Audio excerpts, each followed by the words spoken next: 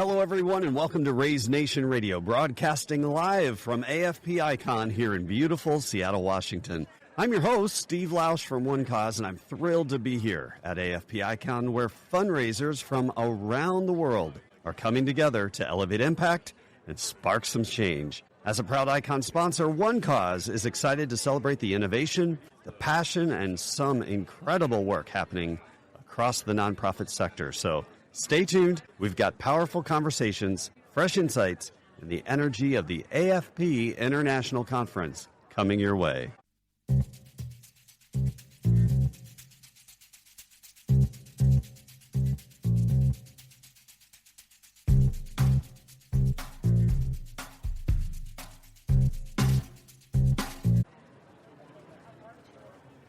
All right, the action continues here at AFP Icon 2025. I have Nathan Chappell joining us here in the One Cause booth at the Raise Nation Radio studio. Nathan, so good to have you. Thanks for stopping by and spending just a few minutes with us here in the studio. Yeah, it's absolutely an honor. Great to be here. I wanted to pick your brain on one particular subject, and I realize we're just here. It's early morning.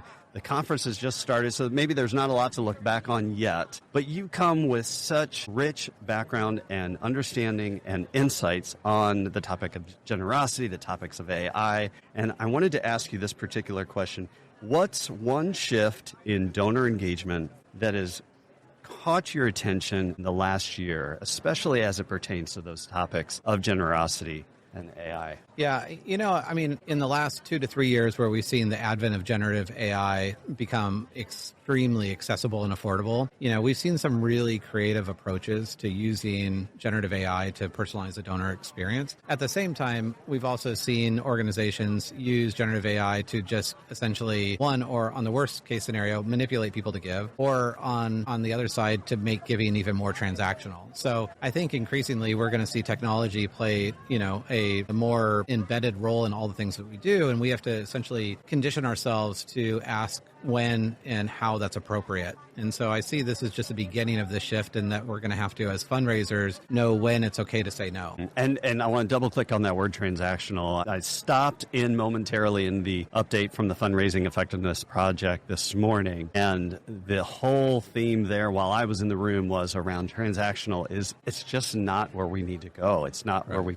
can go. Tell me a little bit more about where you see us going and where we should be going, especially as we use AI and learn to use AI in ways that we should. I mean, and that's the thing, is like, for those of us that have been fundraising for a long time, I started fundraising 20 plus years ago. Yes. Giving was, and fundraising was entirely relational. It was based on the depth of your relationship with someone that you can activate them and how you would engage them in true meaningful ways. Something over the last 20 years has moved that needle. The pendulum has swung so far to the transactional of just like send more, do more, build a better mousetrap, and just do that at scale. And while technology now for the first time can do personalization at scale, the potential is to make that, that whole aspect of fundraising just feel even more mechanical, which is also why when you interview people who don't give to charity, some of the reasons why are either they don't trust the charity and where the money's going to go, or it's just that they're a number, like they're just being essentially manipulated by just doing more. And so I think we have to find that sweet balance of where we can use technology to amplify our impact and allow us to scale our fundraising efforts, but do it in a way that it puts the donor at the center of every single thing that we do. We use that very same mantra here at One Cause, that everything we do needs to revolve around the donor. And it's not even the massive donors. It's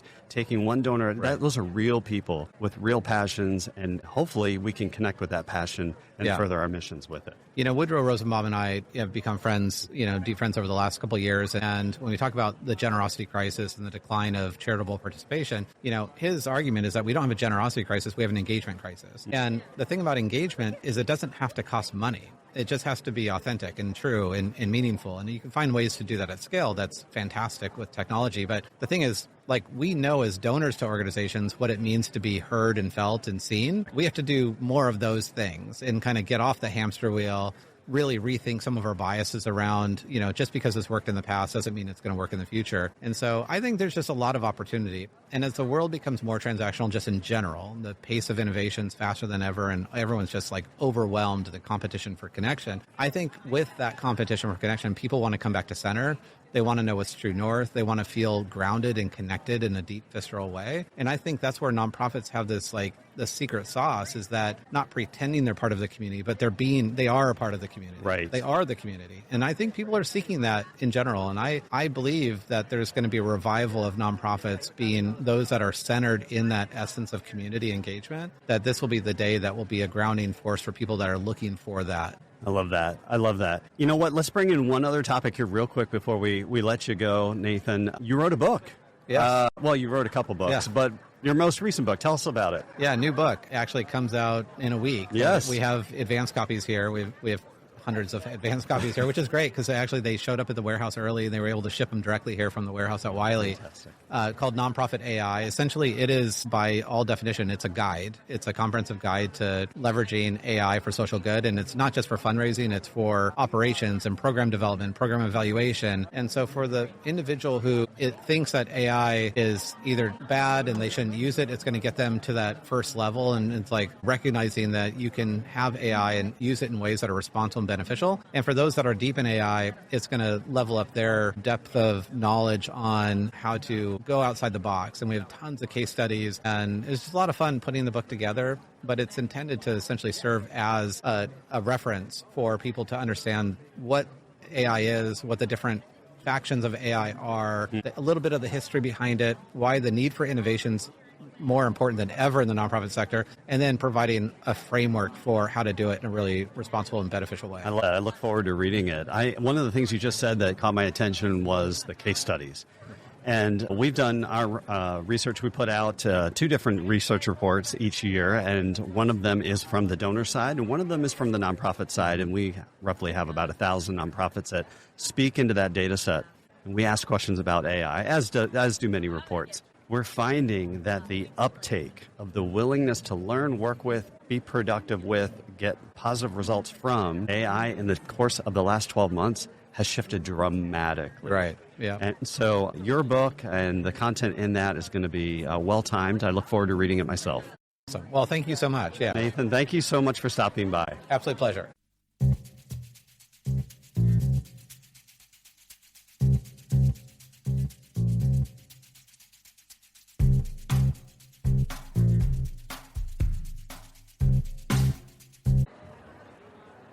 All right, we're back live at AFP Icon 2025 at the One Cause booth. We are on the floor. People are moving through the aisles here. We are heading into lunch. The activity is great here, and I was able to capture and get the attention of Kevin Spikerman from Auction Packages. So glad to have you, Kevin. Oh, my goodness. We haven't seen each other, I don't think, since Ray's last year. It's been a while, but I appreciate you joining and pulling me in, and super excited to be here. He does a great job of just pulling in a bunch of different ingredients. Almost think of your fundraising efforts as like you're baking a cake, and your cake is different from somebody else's cake. And there's all these ingredients here, and you can kind of come and figure out what works best for you, and it may be best for you next year or the year after. So I think AFP is just a bunch of information and ideas and also encouragement. Yes. Fundraising is hard. Yeah. And I think coming here with like-minded people and being able to rub shoulders with them and share stories, I mean, that's priceless. I love that. I love that. There's so much of that going on here. And I love our sector, Kevin, because frankly, any show you go to, there are elements of that. But man, I'm a sucker for a good metaphor. And the cake, I love that because it's so true. There's so many aspects of fundraising and volunteer engagement and board engagement and strategy and frankly, all the challenges, and there are people that are going through that as well. It just makes for a great environment. If you learn here, you may not need it today, right? You might need it next year or the year after. Mm-hmm. So I think you can come to AFP and walk away with just a suitcase full of information. Yeah. Well, speaking of information, I want to ask you a question, and I'm excited to ask you this one. If we gave you a billboard in Times Square, so there's a picture for you to think of, to spread one fundraising truth, something to get nonprofits to think about, what would you say? What would you say through that billboard? Oh man, I think I would go off the top of my head like your board is your network. Your board is your network. I love right? that. And I think a lot of people in the fundraising space, like I've talked to some organizations, right? And it's like, oh, I've got 2 or 3 people on my board, but they're not that engaged, or they don't do a whole lot, or they don't really bring new ideas. So your board is really the starting place for fundraising, right? You have to have the right people. And if they're not the right people, then maybe it's time for them to get off. but you also need to be looking for who that next board member is, because that network that they bring, their professional network, their personal network, they should bring them into the loop, and they should be your best salespeople, for lack of a better term, to spread the news about what your nonprofit's doing, what your mission statement is, and really selling people on that. So your board is your network is what I put up. I love that. And I know you probably have more to go in that direction, but I want to double click on something you just said there in terms of this, if I can call it recruitment, right? And that recruitment is not a box that I check until I feel like I need to check that box again. It is an ongoing, evergreen process by which I'm always keeping in mind that next person, that next two people that will energize what is going on in the dynamic of my board, but also you're bringing now in this concept of growing that network and doing it the right way, doing it what's going to best benefit our mission. Exactly. And I think your fundraising events could also be that launch pad, right? I mean, if you have people in the room that are raising their hand for $10,000, $5,000, whatever, pick a number, $50,000. If you don't know who they were before that night, right, you need to reach out to that person, take them out to lunch, take them out to dinner, thank them for their patronage and giving, but also see how they want to be engaged. And I think to your point, you always have to be networking and trying to look for that next board member. Yeah. So let's say you have the board that's working for you. Yep. What does that look like? What does that best look like when you have the right people in the seats, the energy's high, the focus is sharp, you're cranking on all 8 cylinders? How is that best rolling for a nonprofit? What does that look like? I think a healthy board is really the launch pad for just a healthy fundraising, right? And I think they push each other, and they can look for, I'm going to go get this. Well, okay, I'll go and get this. And I think it's give or get, right? They either need to give so much or get so much, whether the get is so many people in the room. And I think one thing that I think organizations miss that is like, okay, my board member just bought a table of 10 for our gala. So check, he's done. No, what 10 people is he placing in those seats? And so being strategic about who they're placing in those seats is just that next step of just not checking a box, but like really engaging and getting the right people in the room. Right. Because lo and behold, those people are the next link in the chain to the next link in the chain. It keeps going. And the next link in the chain, right? Yes. Oh, fantastic. This is great. And I know you got a lot going on here at AFP, and I don't want to keep it too much longer, but do you have any plans on being anywhere early September, say, I don't know, San Antonio, Texas? Looking at my calendar, I will be at the Raise conference. Absolutely. Kevin, you are a fixture at the Raise conference and a great supporter of the Raise conference, and you have been for years. Auction packages haven't been there for years. What are you looking forward to the most? I really look forward to Raise because of the people that are there, right? And I think it's the encouragement. Fundraising is hard. And I think taking a step out, and even if you've been to the Raise conference year after year after year, and you're like, what am I getting new out of it? Goes back to that ingredients, right? Like you're baking a cake and you might hear something this year that is something you could take and really use this next year. So I look forward to the networking because it's just fun to meet people who are living the same life. Yes. Fundraising is not easy. I mean, you're basically a salesperson, right? Because you need to sell your organization's mission statement. So the Raise conference is a staple on my calendar. That comes first in terms of like which conferences we're going to be at, and Auction Packages is excited to be there. Fantastic. I love, my take on this is I love the content, certainly the networking, certainly the engagement, certainly the community. That's a word I use a little bit more with Raise more and more every year I go. Last year, the last 2 years in Nashville were fantastic. San Antonio is going to be a blast. The content's going to be incredible. Such a value for nonprofits who are looking to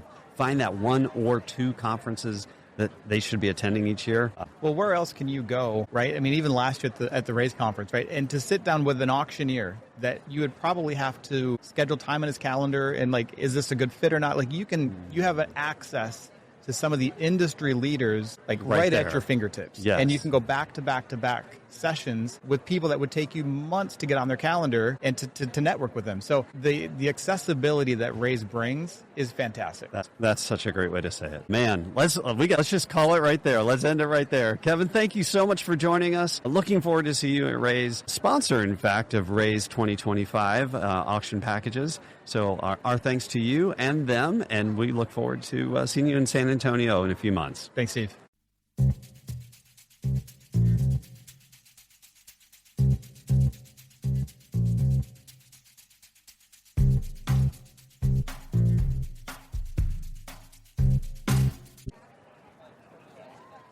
All right, we're at the end of our day, day one, AFP Icon 2025. Steve Lausch, I'm your host here on Raise Nation Radio, live from the show floor. We're in the One Cause booth with Mallory Erickson. So good to see you, Mallory. You know I'm so excited to see you every year. How are you? I'm doing well. I'm so happy to be here with you, too. I always love seeing you every year, so thank you for having me. Yes, you're welcome. You're welcome. I definitely wanted to bring you into this. We're here. We're on Raise Nation Radio. Dawn Lego, unable to make it this year. Sending her all the vibes, sitting in her place, trying to do my best. But listen, she would have wanted to ask you for as many nonprofits as you speak with, as you work with, as you coach. What are you encouraging them to do in such a time as this? What are you trying to drive them to think about, to encourage them? And then maybe there's a second side of that question could be like some unlearning. What are some things that we want to encourage them away from in such a time as this? So take away. I'm excited to hear this answer. So I think the very first thing is just connect with your donors. I think it's really easy. The unlearning and the what to think about are so intertwined here, which is... Okay, let's answer it together. I think there's a lot of fear around there's so much happening right now. Is this the right time? And so I just want to bust all of those myths and say it is the right time for you to reach out to your donors. You should be talking to your donors. You should be connecting with your donors. You should be going deeper with your donors. And that is the first step. The first step is either picking up the phone, sending that email, sending that text message, whatever some of your multi-channel touch points are with your folks. Your folks want to hear from you, even if what you're communicating is an imperfect or not completely flushed out plan to the moment that we're in. We saw during COVID how much donors want to be brought along for a journey, how much they want to be a part of our story, that they want to hear what's happening, they want to be let in, they want to be trusted to walk side by side with us. And I feel like we have another opportunity right now to do that. I feel like one of the things that happened as we started to really come out of that COVID time was we thought we needed to button it all up again. You know, we stopped that home feel with a kid on our lap. And I'm not saying we all want to not have childcare again, but I think there was an authenticity and a rawness to some of those moments that actually brought our donors so much more closely connected with us. And I feel like now is another time, as scary as it feels, for us to go there again. And I wish we had never lost it, but I just want to encourage people to do those. So we brought a little bit of the polish back and the presentation back, and maybe what you're saying in so many words is bring back a little more of the candor, a little bit more of here's what's going on. Yeah, a little bit more of the unfinishedness, because I feel like nonprofit work should never be, yes, you can be polished, but you're never finished. Our work is change making. It is raw. It needs to be ever iterative and flexible and proactive and sometimes reactive. And that's the role we play in society. And I think that requires a level of releasing perfectionism and recognizing that what it means to really bring donors along means they get to see all of it and they want to, not every single little detail about how your organization runs or every challenge you're having, but there's such a huge space between that and where we actually let our donors in. And I would love to see organizations taking more actions right now that bring their donors along. Without, unless you wish to, necessarily naming names, tell me, what's an example where you've seen a nonprofit do that well? Maybe they're navigating that curve. Again, it's not finished, it's not perfect, but they're taking perhaps some courageous steps to navigate this journey. Yeah. I mean, I think, in the exact moment that we're in, some organizations that I've seen do things like this is they've called kind of like a town hall.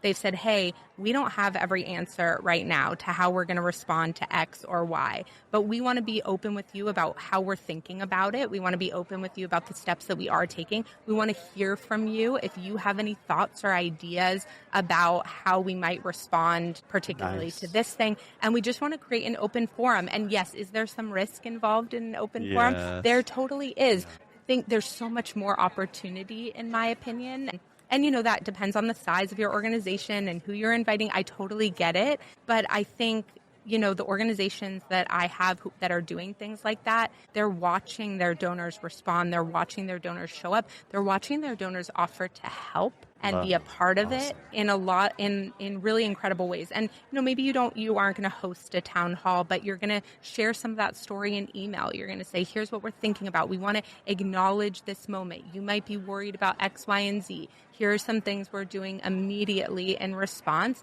There are a number of other things we're still figuring out, obviously. Yes. I think sometimes something happens and we're like, oh my gosh, we need to know exactly what to do 30 seconds after we get some announcement. And that's just not the case. And I think that raw authenticity, that information about how we're thinking about things and how we're starting the process to address things oftentimes is enough for donors to feel let in. And I imagine, and I don't think this is too much of a stretch, I imagine that the majority of one's base is going to be super understanding of the fact, like if they don't know necessarily what's going on in perhaps what I'll call societal issues, then how can they expect? I think they would be understanding to a nonprofit dealing with funding issues. Is that fair? 100%. I mean, look, there's always going to be that donor that asks you what your sustainability plan is in a moment of crisis. Okay,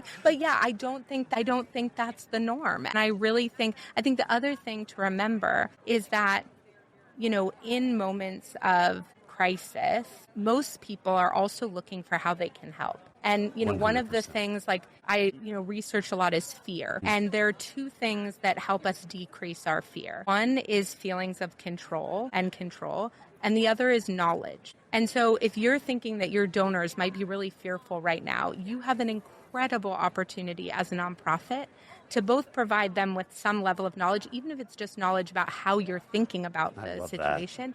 And you can give them a sense of control by inviting them to participate in building the world that they do actually want to see. And so we have the ability to decrease fear on a societal level to the moment that we're in, but it requires us to take action and it requires us to invite our people in. This is becoming the big takeaway for me from day one, because our friends with the Fundraising Effectiveness Project were talking about this on the panel this morning. I believe it was Woodrow that was talking about agency. And I'm not just participating, but there is an agency where I have, and you use the word control, perhaps a little more, it's a fraction of control that I can impact. I can truly, truly impact. I'm not just donating. I'm not just, I want to say just giving, but I can do something about this situation. So therein is the control. And then the knowledge is just a matter of you sharing with me, where are you? How are we doing? How are you doing? How are we going to get through this? And it's okay if you tell me you don't know. Yeah, because you're at least giving them knowledge about that you're thinking about it, right? And I just think both of those things decrease their fear. And when fear is decreased, we have more opportunity for connection and deepening relationships and everything that we ultimately want for our donors. And yes, I think some people are like, well, there's so much we don't control. And it's like, yes, that's also true. But if we focus on that, how do we get up every day? I think for me, when things feel really overwhelming, my daughter and I talk about finding the glitter, and it's like, I think you just have to find, where is the glitter? How do you create glitter? How do you find those little micro touch points or moments or opportunities to remind yourself that you have agency? And that's what builds momentum of people taking actions over and over and over again. And ultimately, that is how we build the world we want to see. I'm just going to say I love the glitter thing, and I'm going to strive in the next 24 hours in your honor to be glitter for someone. Bring the glitter. I love Hashtag that. Bring the glitter. Be the glitter. Always a pleasure talking with you, Mallory. Same here. Thank you so much. Thanks so much for joining us.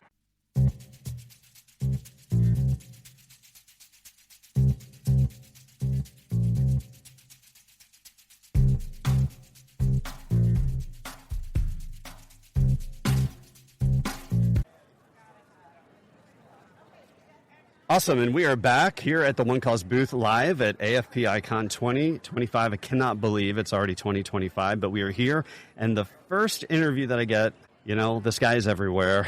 I came down the escalator, he was there, I'm in the booth, I look across, he was there. Eric Tamales, we got you. Good to have you. Hey, good morning, Steve. How are you? I am great. I'm really excited about this year. I cannot believe we are, another year has gone by. Yeah. Here we are, and what a year, a lot going on. Yep.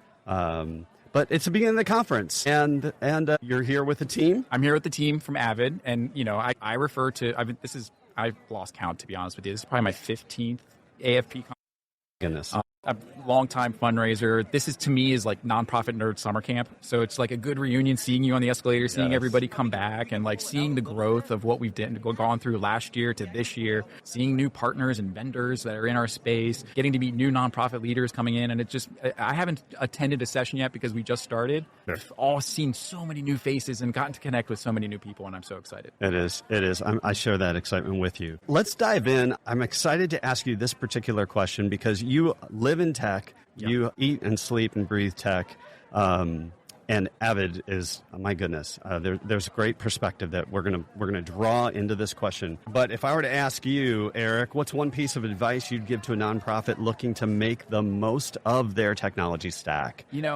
It's a great question. And when you're thinking through it, is like, even sitting in the chair in my nonprofit, I was in a bunch of different nonprofits, both large and small. We just kept adding and adding and adding new technology to the problem that we have in our organization. But really, at the end of the day, we need to go backwards and identify what's the root cause of our problem. So we have a CRM. So let's bolt on something else that really doesn't matter, or someone who was on our staff before bought that is no longer there, is really just taking a quick audit of what is on our stack right now and getting clear and concise data and getting that point across of what we needed. That is so smart. Sometimes to go forward fast, you pause, look around, get a temperature for where we are and why. And sometimes in certain lanes of where we are and why, that's going well. And sometimes there are lanes, and let's just be honest, looking in the mirror, it's not always great. Tell me a little bit more about that nonprofit that is adding and adding and adding. How would you share that vision with them? How would you kind of cause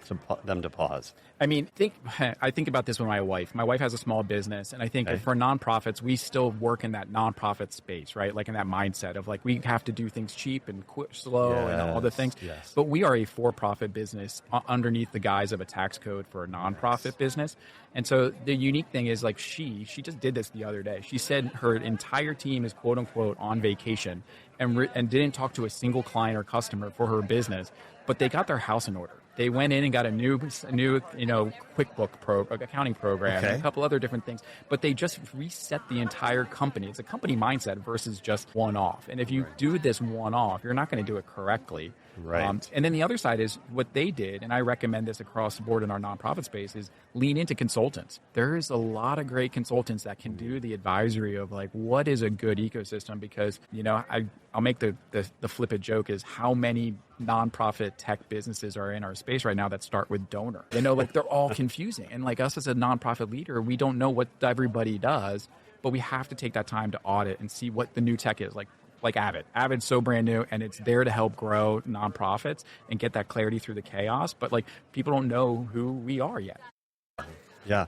Well, give me a little bit about like what's the value of looking into a solution like that? And I assume we can tie that back to the first question of how do we pause? How do we take stock of where we are? And our data is part of where we are. Well, that pause piece, when you think about data, and we're talking data, those are humans. And at the end of the day, there are donors, there are volunteers, there are customers, are people coming and taking our clients, all the different components of our nonprofit. Those are our most critical, because at the end of the day, giving is ultimately personal, and we need to be able to know who our constituents are to make those better choices for our tech. Yeah, I love it. Eric, we got so much going on. I know you're a man on the go. Let's just call it right there. Tamales, everyone, thank you so much for joining us today. Thanks, Steve. Thanks, One Cause.